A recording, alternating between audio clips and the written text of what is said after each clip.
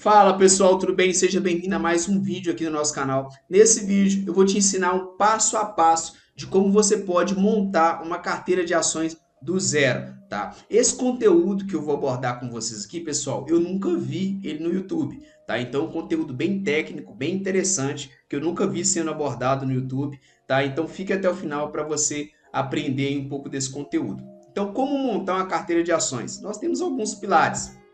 O primeiro pilar é o objetivo. Então a gente tem que ter um objetivo bem definido quando a gente vai montar essa carteira. A gente quer ganho de capital, ou seja, crescimento, a gente quer dividendo, né? Nós queremos dividendo, ou a conciliação das duas coisas, né? Uma carteira que concilia crescimento com dividendo. O segundo, né, é o macro, quais setores que nós iremos trabalhar. Nesse vídeo eu vou abordar com vocês uma metodologia conhecida como top-down, ou seja, do macro para o micro. Então, a definição de setor é muito importante porque ela casa com o seu objetivo. Se o seu objetivo for dividendo ou se o seu objetivo for ganho de capital, tá? O terceiro deles, cenário micro, né? Quais empresas e por que aquela empresa? Então, por que aquela empresa? Então a gente vai falar um pouco até do princípio de Potter, né? Que é os 5 forças de Potter aqui para você definir aquela empresa que você vai escolher. Escolha das empresas, então a metodologia de múltiplos. Quais são as metas, né, que seria interessante você definir para trabalhar dentro dessa carteira e o resultado que essa carteira traria se você tivesse investido nos últimos 36 meses. Então a gente chama isso no mercado de backtesting, que basicamente você faz a seleção da sua carteira, faz aquele backtest, que basicamente ele vai te trazer ali um panorama de como que seria o seu rendimento se você tivesse aplicado esse recurso. Então o primeiro passo, pessoal, é a escolha de setor. E quando a gente fala de escolha de setor, nós temos diversos setores na bolsa. E a gente tem que entender como que cada setor performa dependendo do cenário econômico. Tá? Então aqui a gente tem um gráfico que é conhecido como Rotation Stocks, que basicamente é a rotação das ações. Cada setor ele vai ter uma melhor performance dependendo do cenário econômico que está aquele país. A gente tem um cenário econômico conhecido como cenário expansionista, ou seja, cenário de juros baixo, então expansão econômica, então taxa de juros baixa, que nós vivenciamos em 2019, 2018, até 2020 e até meio de 2021 com a taxa de juros a 2%, né? Então, juros baixo, expansão econômica, expansionista, juro alto, contracionista, ou seja, né? Aqui nós temos uma contração econômica, que é o que nós estamos vivenciando hoje, com a taxa de juros em 10,5%. Cada setor vai performar melhor dependendo daquele cenário. Então, se eu quero ganho de capital, né? Se eu quero expansão, se eu quero crescimento, por vezes eu vou trabalhar setores de tecnologia, setores de varejo. Porém, esse setor ele traciona melhor, né, em ambientes de expansão econômica, ter mais dinheiro em circulação, tá? O Brasil, a gente sabe que é um país que por anos, né, se a gente pegar a média de taxa de juros brasileira, é um país que tem uma taxa de juros alta, né, próxima a 2 dígitos, né, na média histórica. Então, nós vamos trabalhar ali com setores que tracionam melhor em economia contracionista, como energia, né? Então óleo e gás, materiais básicos como commodity, né? Então a gente está falando de mineração, de celulose, utilidades, saneamento e energia elétrica, né? Saúde, por exemplo, banco aqui na parte de finance. Então a gente vai trabalhar dentro desse conteúdo que eu estou trazendo para vocês, setores, né? Então empresas que trabalham melhor aqui nessa crista dessa onda, né? Então vão ser esses setores aqui. Beleza, escolhi os setores, né? A gente vai definir esses setores como setores perenes. Então empresas de setor perene, saúde, banco, energia, saneamento, commodity. Mas e no momento de escolher as empresas, né? Então a gente vem para a metodologia das 5 forças de Potter, que basicamente ela vai trazer uma ideia de como que aquela empresa ela está posicionada frente aos concorrentes.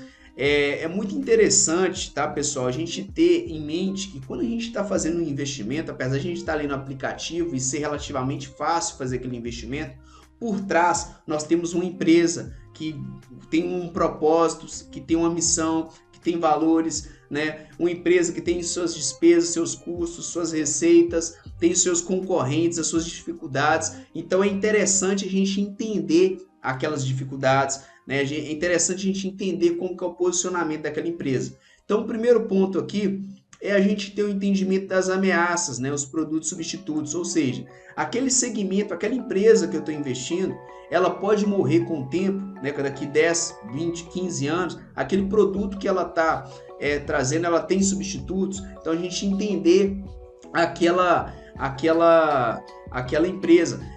Exemplo, a minha empresa, ela é uma empresa produtora de carne bovina, então tem os substitutos ali de outros tipos de carne, como frango, né, como suíno, por exemplo. Independente de como tiver a economia, o consumidor ele pode escolher outro produto ao invés de consumir a carne de boi. Então é interessante eu entender como que a empresa vai criar estratégias quando esse momento chegar, tá?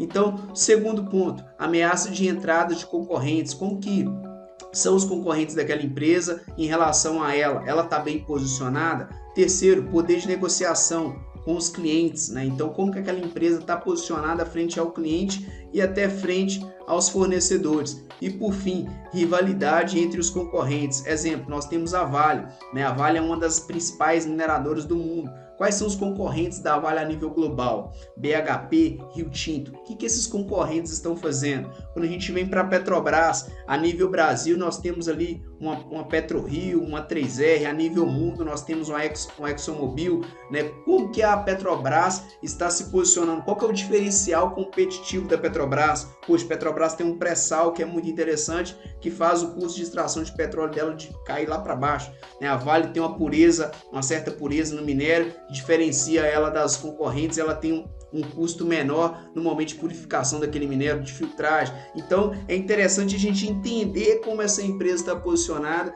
e quais são os diferenciais competitivos dela no momento de fazer o investimento, né? O investimento que você está fazendo, pessoal, apesar de ser relativamente simples, você está ali clicando no botão ali do aplicativo, você está fazendo um investimento, colocando seu dinheiro em uma empresa. É interessante que você entenda como que aquela empresa se posiciona frente ao mercado. Então, força de Potter, a gente vai levar em consideração as 5 forças de Potter para fazer ali os investimentos na escolha das empresas. Comparação de empresas do mesmo setor. Beleza. Escolhi o setor energia elétrica. Escolhi a empresa CEMIG. Quais são os concorrentes da CEMIG? Agora eu não vou trazer para aquele ambiente, eu já passei daquela ideia da força de Potter, agora eu vou olhar números, múltiplos. Então eu coloco uma Transmissão Paulista, uma ENGIE, uma Copel e começo a comparar. Um PL, por exemplo, que é o preço sobre lucro. Então, quando a gente faz a comparação aqui, a gente observa que em preço sobre lucro, a CEMIG está bem melhor do que a Transmissão Paulista, a ENGIE e a Copel. Porém, em PVP, a Transmissão Paulista está melhor do que as 3, né? Então, por que a CEMIG tem um preço por valor patrimonial de 0,96 e a Transmissão Paulista de 0,85? Nesse caso, ambas aqui é considerado descontado em relação ao valor patrimonial delas, que está abaixo de 1. Mas por que a ENGIE está 3,12 e a Copel está em 1,24? Será que isso eu devo levar em consideração? Então tem que fazer essas reflexões. Dividend yield.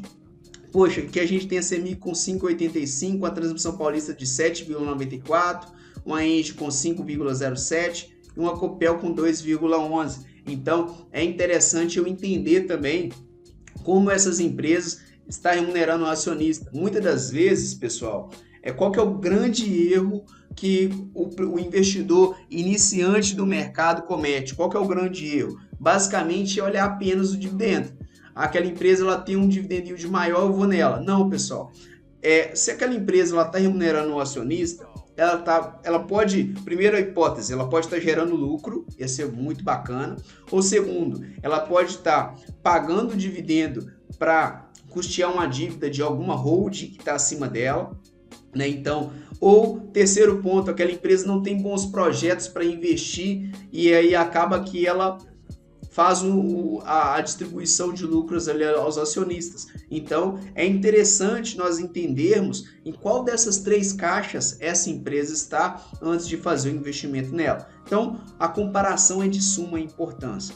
E aí, a gente vai vir para a escolha dessas empresas. A metodologia resumida que nós vamos trabalhar aqui é o setor, nós já escolhemos, que é o setor perene, PL, preço por lucro, abaixo de 10 vezes, PVP menor que 2, ou seja, de 1 a 2 é justo, acima de 2 ele está um pouco mais, ele está sobrevalorizado, e aí isso claro que depende de setor a setor, não é uma regra, mas nós vamos trazer isso aqui para o vídeo. Dividend yield acima de 6%, um ROI, né, maior que 15% e um beta menor que 1. Esse beta é o risco sistêmico, tá? Que é o risco diversificável. Nós vamos até comentar um pouco dessa parte de risco aqui dentro desse vídeo, tá? E a tendência, que a gente entra na análise técnica, nós vamos preferir empresas com uma tendência de alta. Então, esses são os pontos que essa metodologia resumida para a gente escolher as empresas aqui.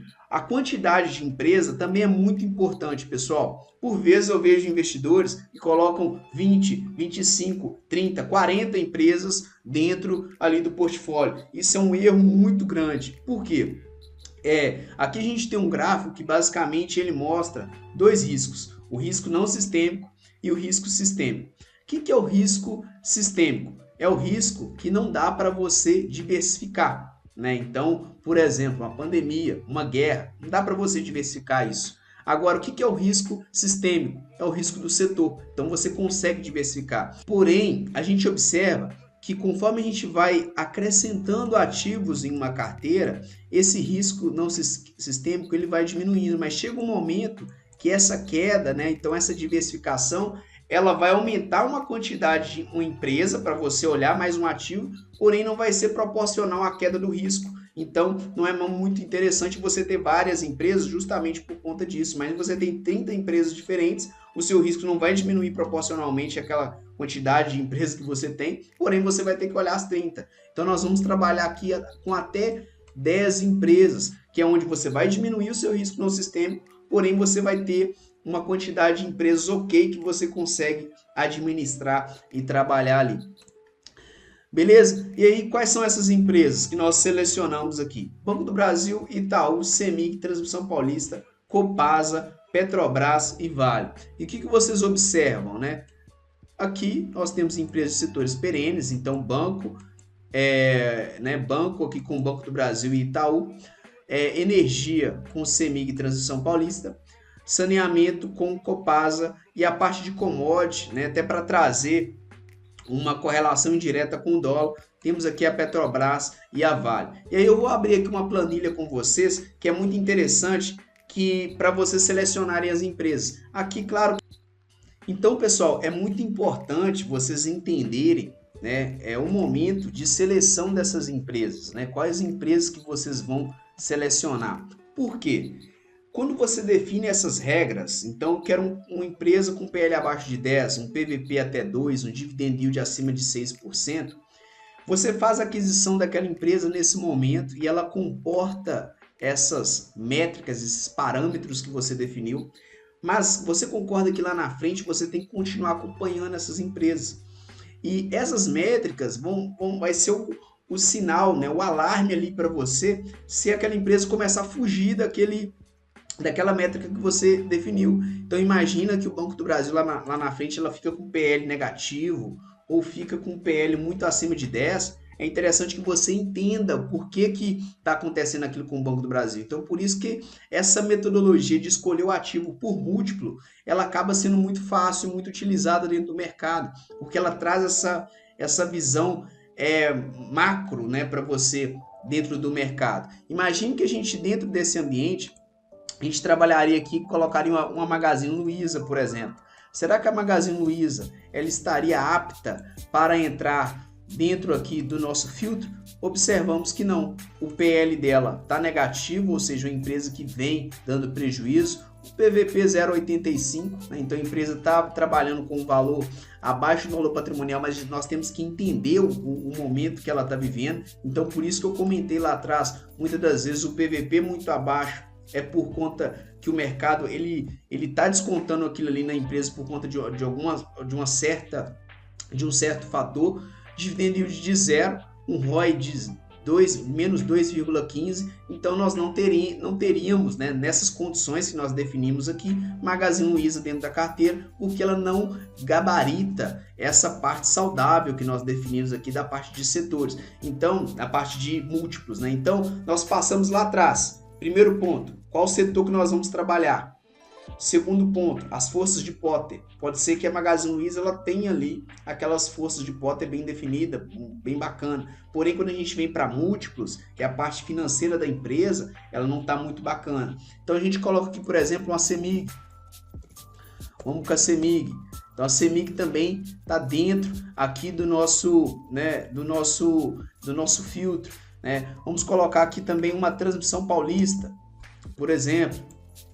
E o que a gente vai observando? Nós vamos selecionando empresas, né, que trazem condição de trabalho favorável. Um ROI bacana, um dividend yield bacana, um PVP legal, um PL bacana, né, uma CEMIG, por exemplo, a Copasa, por exemplo. Vamos ver como está a Copasa, né? Então a Copasa a mesma coisa, né, uma Petrobras e por fim aqui a Vale.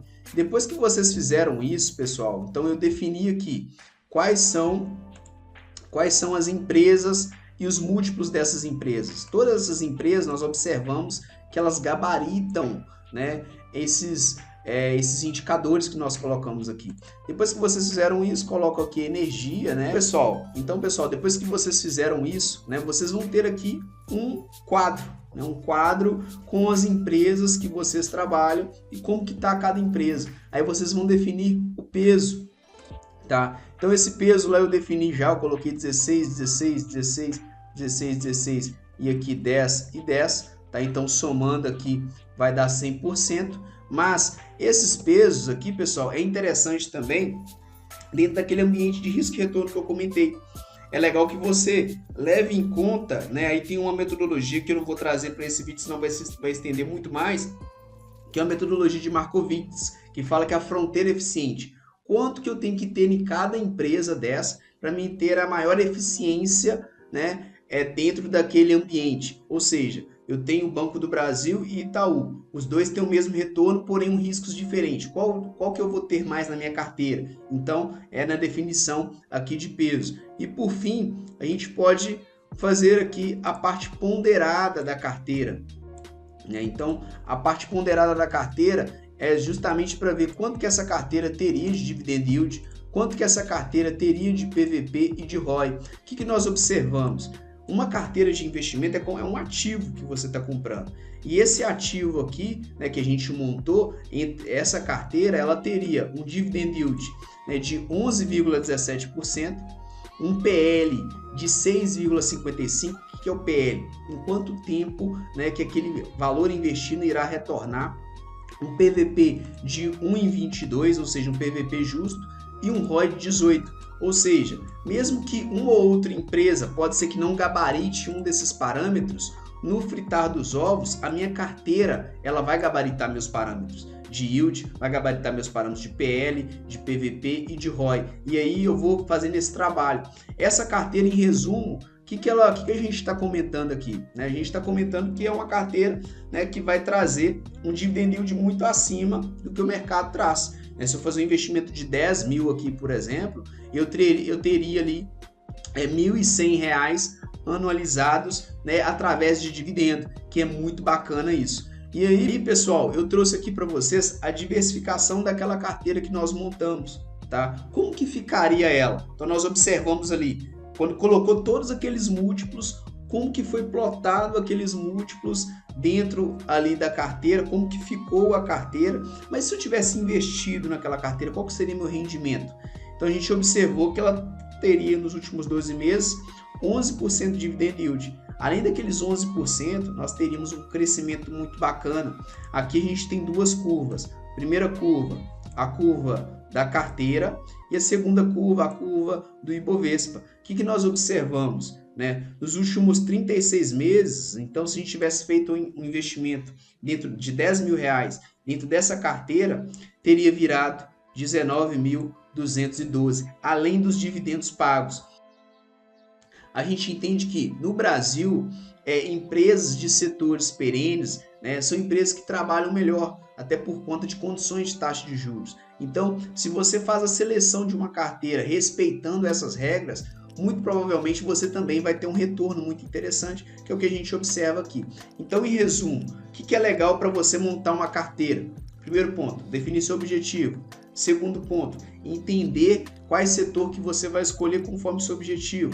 Terceiro, se aquela empresa está bem posicionada. Quarto, comparar uma empresa com a outra. Quinto, definir parâmetros de múltiplos ali para você escolher aquelas empresas. E o sexto, fazer um backtest dentro daquele investimento, se você tivesse feito, como que seria o seu retorno, até para você ter uma noção de como que você pode performar à frente. Beleza? Então, pessoal, deixa aqui o seu comentário se você gostou do vídeo. O objetivo é trazer bastante conteúdo. Esse foi um vídeo um pouco mais técnico, mas um vídeo muito bacana e com bastante material. Eu fico por aqui e grande abraço. Valeu!